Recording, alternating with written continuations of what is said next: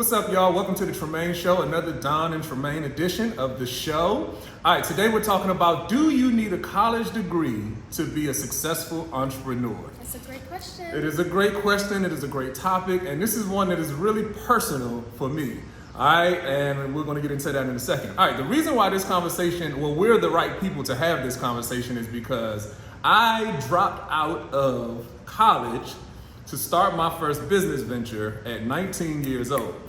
All right? Dawn, on the other hand, has so many degrees that I can't even quantify. And she was a successful practicing lawyer, all of the things before she went. I did not practice, but we'll get into that. We'll get into it. We'll get into it. But she has a lot of formal education. You know, and experience on the corporate side. That's right. And then went into entrepreneurship. All right, so you have two very successful entrepreneurs that took two very different pathways to get to where we are today. So I think this is a really good conversation.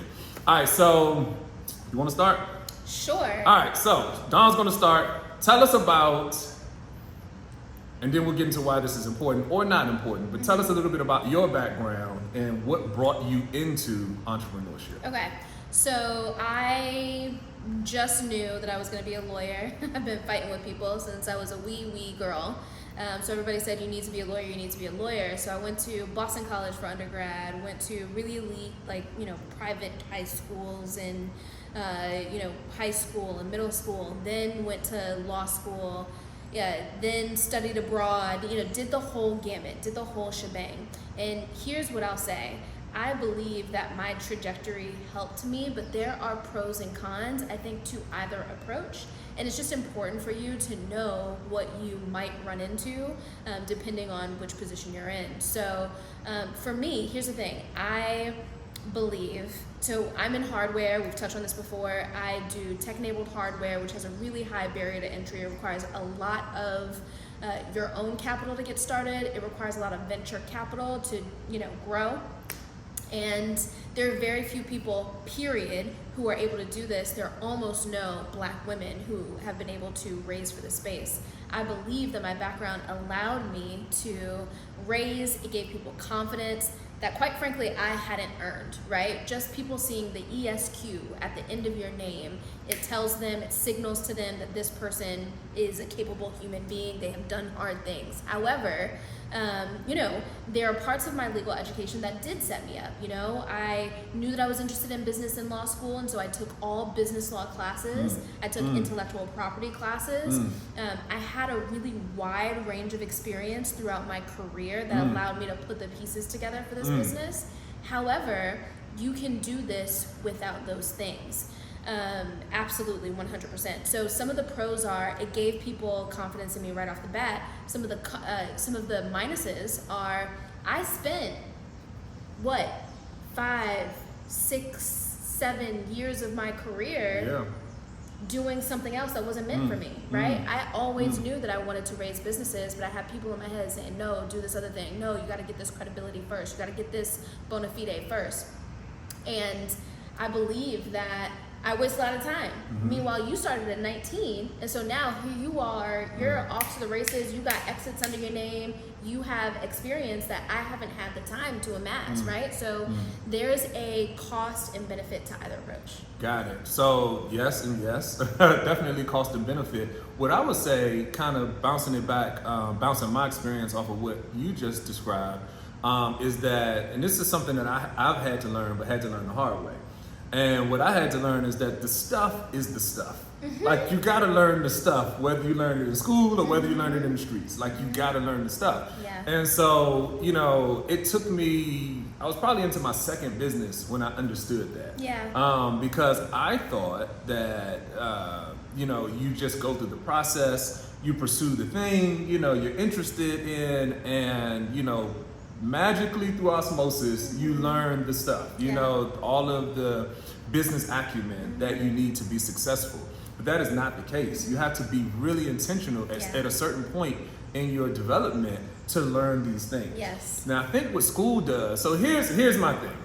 So I dropped out of college and I had a full basketball scholarship. So this is like free school. It's not like I flunked out and I was like, stupid and, entrepreneurship was my only path because I was going to be a trash man otherwise. Like that wasn't the case, you know. Although trash men make a lot of money. They do make a lot of money. No slam on any trash man out there. I know some really Very successful successful. trash men, right? Yeah. No, waste management engineers. You know, you just want to be a dick about it, you know. But the whole thing is that I could have finished school, and you know, if I could go back. And this is always my thing. If I could go back, I would have. Okay. I would have finished school. I think the thing is that you talking about 99, 2000. So dating myself a little bit. This is literally 25 years ago. I didn't. Don't you like Kevin Hart? Kevin Hart when he did the thing with Don Cheadle. It was involuntary. I didn't even. You about to be like, I said, ooh, I didn't. What are you talking about? I meant that as a friend. That's you know, right. that's you. All right, so, but back then I didn't have anybody that could give me direction on what school could have meant. Because had I known that you could study business in school and like that MBA was a thing. I would have gotten one of those. You know, I totally would have went to school and just finished. I had a free education. I would have, you know, I think I would have done that. But, and probably gift curse is because I didn't know that. You know, I ended up leaving because I wanted to do the business thing. And I tell you this all the time, but I gotta double, triple click on it right now. It's easy to look back and have those regrets, but I came up with the MBAs. None of those MBAs are doing what you're doing, right? Here's the thing. There's something about higher education that educates you and socializes you out of taking the risk that entrepreneurship requires. MBAs, higher education generally, it teaches you to be an employee. Being around the kinds of people that you're going to be in the internships and then in the jobs, it puts you on a path with people who have a different idea about what risk looks like. Risk does not look like starting your own business. Risk looks like, where am I going to put that money this month? It's adjusted risk. It's a different kind of risk, right? But it trains you, and I can tell you very specifically, law school trains you out of being able to take the kind of risk that you have to take as an entrepreneur. That's why there's so few lawyers who are also entrepreneurs. That makes a lot of sense. That makes actually a whole lot of sense because you know a lot of lawyers. And like that skill set can be really helpful if you're an entrepreneur, but you don't know a lot of lawyers and entrepreneurs. As I mentioned when we first started this video, I never practiced, right? So I knew from the very beginning when I started law school that practicing law wasn't right for me. I always tell people say, well, you know, why didn't you do it? I felt like practicing law was, and this is no shade to really amazing lawyers, right? I have friends who are made for what they do. But for me, practicing law felt like being the girlfriend in the dorm room doing her football player's homework for him while he's out on the field playing the game, getting the attention, doing the thing, right? It felt like I was just doing the menial work. And I knew that I could play. Put me in, coach. You need to be on the field. Right. And so my path is very unique, and it's unique for a reason.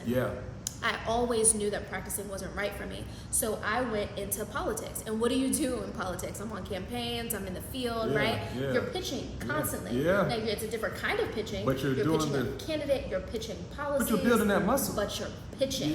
And you're learning rhetoric, and you're learning how to kind of think critically to convey a different point in different rooms, right? Then I go into business development, into law firms, and I'm dealing with corporate, and I'm dealing with contracts, and I'm dealing with securities, and I'm dealing with all of these different pieces of legal practice, but I wasn't practicing, right? So I'm still thinking like a business person.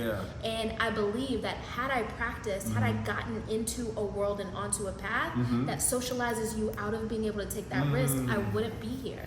Got you. But you knew going in that you wanted to. Felt that it wasn't felt right. it.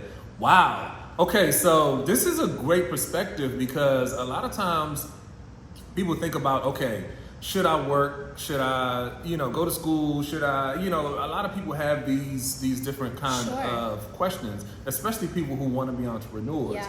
And I think the general consensus is that there's like it butts heads some kind of way. It does. And I think that it does, but I think if you know deep down inside what you want to do, I think you can make the ecosystem work for you? Yes. Because it sounds like even though you went through the process of becoming a lawyer, doing all of the things, you knew going in that, eventually you want to start your own venture. Yep. And because you knew that going in, you were able to extract what you needed. That's right. From, going through that process. That's and right. then take all of that experience into so I think that's in a perfect world type of thing. You know what I mean? A lot of people who have gotten socialized, they're in the job, they are getting the promotions, they have the 401k,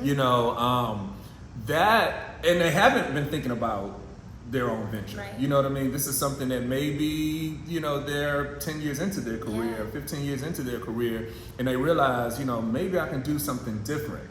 That is a much different place to be in, than I thought about it from the beginning, and then I went on this journey type of thing. I think for me, it was because I was so young. I think that was a benefit that I had. Yes. Because I made that decision to leave a basketball scholarship on the table and start my own venture at 19 years old. That conditioned me to make that kind of decision. You know what I mean? To throw caution to the wind and follow my instincts. And because I started building that muscle so early, now it's nothing. You know what I mean? But you have to at some point start building that muscle. Yes. Because entrepreneurship is so much about instinct. Yeah. A lot of what you do as an entrepreneur, there is no data to support why you should make this decision. It is really just based on, I got a gut feeling and I'm gonna go with it. Yeah. You know what I mean? And those things pay off, in the long run. I'm still conflicted, even at 42, and this was 25 years ago, I'm still conflicted because I feel like if I would have had a mentor at the time, I would have gotten the degree. If I'm just saying, if I had somebody around me, we talk about where we come from and our backgrounds and the neighborhoods that we come from and these types of things. I was kind of first generation. So, just having somebody in the family that got a basketball scholarship to go to college, like that was a win in and of itself, let alone getting some sort of direction on what you do when you get there.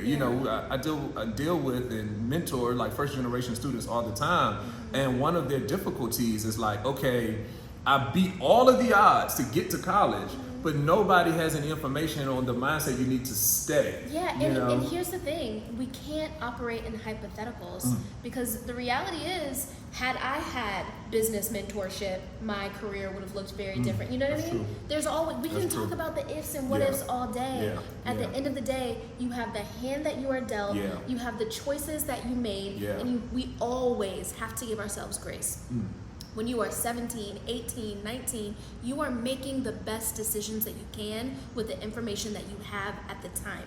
Yeah. You have the assets at your disposal that you have at the time. At the time to make the decision. And you're making decisions accordingly. The reality is, with wherever you were and whatever placement you were in, you didn't have that business mentor. Yeah. Right? Yeah. You didn't have it. So you made those decisions that you made, and those decisions have put you exactly where you're supposed to be. Right. Absolutely. And I think at the end of the day, when we think about this question, should I, shouldn't I, what's better, at the end of the day, know that it's possible with either approach, and that your job as an entrepreneur is always to take the hand that you have right now and figure out how to play it.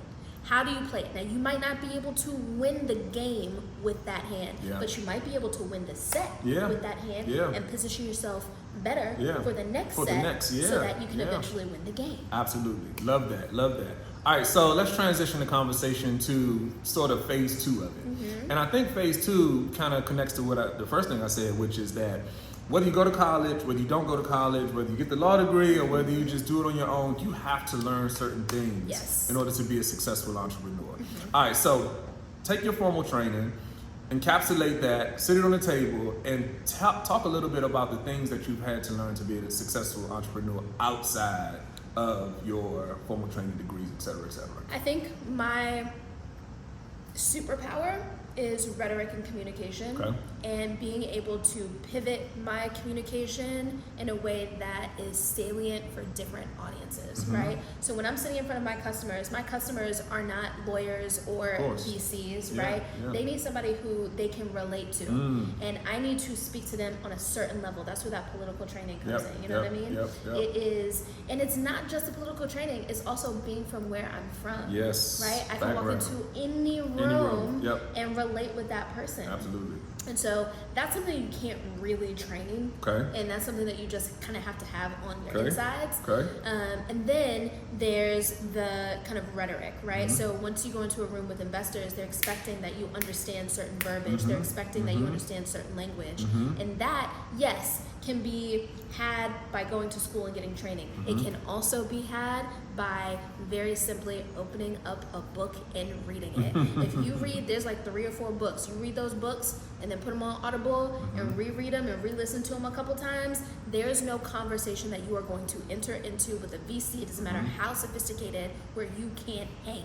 Okay? I am not a trained VC, but when I walk into that room, people feel like, okay, this girl knows what she's talking about. And that's not about training. That's about having the proactive inclination to do the learning. When you hear a word that you don't know, if you're watching these videos and you hear a word that doesn't make sense, look it up. It's that Google simple. it. When you get in the habit of that, over time, you are going to learn that space. So I think what you just said is probably very close to my journey. Yeah. Because, I had to literally go on YouTube and go, listen to podcasts and, that whole hear a word I don't know, Google. I used to do that all the time.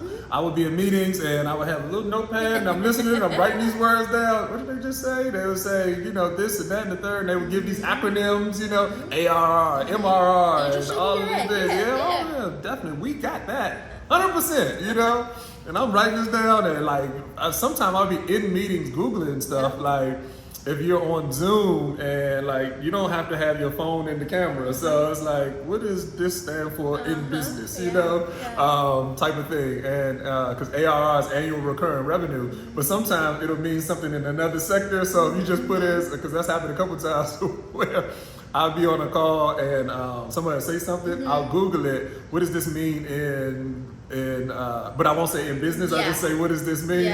And ARR will be aeronautics, research. I'm like, that can't be what we're talking about right now. But that's the path that I had to get on, to understand. And I think, what you're saying is 100% true because I lived it. Anybody can learn this stuff. Whether you went to college, whether you didn't go to college, you can learn the stuff. You just have to learn it. Business has its own language, it does. And it's just like Spanish, French, Italian. Business has its own language. And I think one of the things that I had to really, really, really understand, and like I said, this is probably after my second company, is that even though I started 2 businesses up to that point, I did not speak business. Right. You know what I mean? Right. And my diction, we can go into that a little, but my diction wasn't well. I didn't speak well. These types of things. I had to learn that and build that muscle. Pretty much in the streets, type of thing. But whether you did it in law school or whether you did it on the streets, you have to do it. You have to do it. So takeaways. All right. The big question was, do you need to be have a college degree to be a successful entrepreneur? I think we both will say no. No. But absolutely not. Are there huge benefits that you can take away from going to college and getting a degree? Absolutely. 100%. 100%. If a student asks me, and I deal with students all around the country, Mr. Davis, Professor Davis, you dropped out, and you did all this stuff, I'm thinking about X, Y, or Z. Should I drop out and do whatever? My answer to them is always no, emphatically no. Even, and it's funny coming from me, but emphatically no. Stay in school, finish your degree, et cetera, et cetera. Let me tell you why. The reason why is because if you're asking me, that means that you don't have the conviction that you need to do it without the degree. You see what I'm saying? If you're asking me, that means that because the person that has the conviction necessary to do this thing without a degree, They know. they know. There is no asking. It is, Mr. Davis, I am not coming back next semester. Tell me what you did to X, Y, and or Z. Yep. You know, if you on the fence, stay in school. Stay in school. Get the degree. There is no downside That's right. to getting a degree. There are downsides. Okay, talk about the downsides. Let's talk about it. What's the downside to getting the degree? There's time wasted. Okay. There's the risk of being Socialized, we talked out about that. of Yep. entrepreneurship. Yep. And then there's also the money. I'm still paying off these loans, okay? Let's be very clear. Understood. I'm still paying off these Understood. loans. I'm going to say it one more Yep. time. I'm still paying off these loans. Fannie and Freddie. That expense is real. That expense is very real. So here's the thing. If you're going to pursue a higher education, just understand that you have to plot a course very deliberately to be able to afford a life where you can pay off those loans and keep your company afloat. And that's kind of tricky. Yeah. I didn't even think about the student loan piece of it, but that's a whole conversation to be had. Indeed. Takeaways. You can be successful with or without the college degree. Yes. The college degree has its benefits. It does. You know, if you're not sure, stay in school. Yes. Please do. When I dropped out, I left. Like, there was no question. Yes. Like, I am out of here. I'm starting a company, you know, and you know, if I could, you know, go to the backtrack for a second. I'm first generation. I am doing something that nobody has done in the family before. Just imagine the horror show when I told everybody that I was dropping out of college to start a business. Yep. You know what I mean? Like, people thought I was insane. Yep. You know, but amidst all of that, I had enough conviction to do it anyway. Yeah. And so that's what I'm talking about in terms of, if you don't have that, stay in school. You know what I mean? Like, I'm here because despite all odds, I was going to get here. Yeah. You know what I mean? That just takes a different kind of thing. But you can build that muscle over time. You don't have to do it in such a, you know, I'm 19, screw y'all. You know, you don't have to do that, you know. All right, Dawn, this has been good. Of course it's been good. This has been It's good. always good. All right, Tremain Davis. Dawn Myers. We'll see you on the next one. Peace.